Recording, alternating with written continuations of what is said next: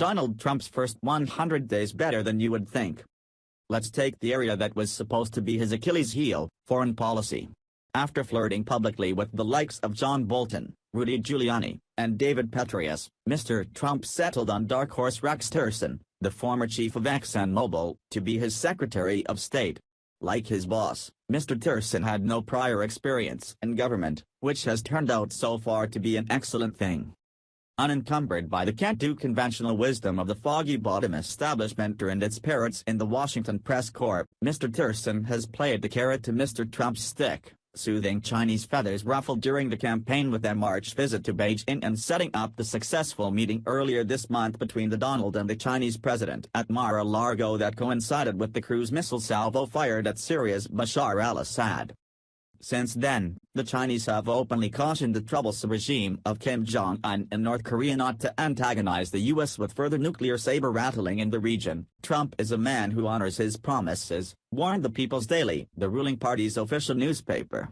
Among those promises, a better trade deal for China and an ominous presidential tweet to the North Koreans that they're looking for trouble, and signed USA. Even now, U.S. warships are steaming Kim's way. Regarding Russia, Mr. Tillerson rocked the former Soviets with a frank discussion in Moscow on Wednesday, Diplo speak for contentious. Meanwhile, at the UN, Ambassador Nikki Haley has already proven her mettle, taking a hard line toward the Russians for their tactical alliance with Assad while making clear the U.S. commitment to Israel. Domestically, a first attempt at repealing and replacing Obamacare flopped when Speaker Paul Ryan's needlessly complex Better Way couldn't muster enough GOP votes to make it to the House floor. But the fault was the ambitious Ryans. Now the way's clear for a cleaner repeal. And, yes, tax reform's on its way, too. True, the president's two executive orders regarding visitors from several Muslim countries have been stayed by federal judges refusing to acknowledge the plain letter of both the Constitution and the U.S. Code 1182, which give the president plenary power regarding immigration. But the recent confirmation of Neil Gorsuch as an associate justice will quickly clear up that misunderstanding when the cases land in the Supreme Court. Further, the Republicans' use of the nuclear option to eliminate the filibuster for high court nominees means Mr. Trump's next pick is guaranteed a speedy confirmation. Over at the National Security Council, H.R. McMaster has brought order out of the chaos that followed the abortive tenure of Mike Flynn, shuffling some staffers but retaining the services of crucial personnel. And at the Pentagon and Homeland Security, former Marine Generals James Mattis and John Kelly can be counted on to faithfully execute presidential policy. Worries that they're too soft on radical Islam are unfounded.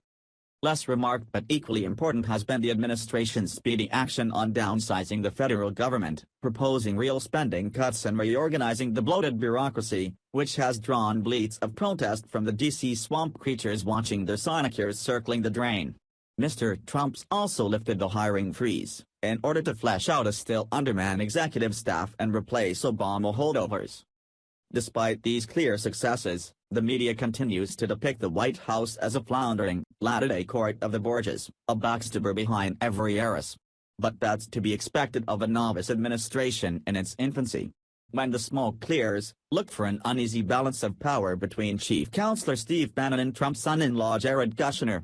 Mr. Trump can ill afford to lose Mr. Bannon and his die-hard conservative base.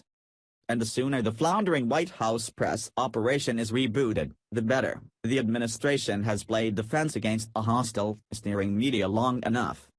No new president will ever match the whirlwind of new programs introduced by FDR when he took office during the Depression, the gold standard cited by Democrats who equate activity with action. But Mr. Trump got elected for precisely the opposite reason: less government is more freedom. As long as he keeps that in mind, he, and we, will do just fine. Michael Walsh is an author, screenwriter and contributing editor at PJ Media. His most recent book is The Devil's Pleasure Palace. This article originally appeared on the New York Post and was reproduced with permission. Follow www.news.com.o. Thanks for watching. Please subscribe my STC News channel. Goodbye and see you again.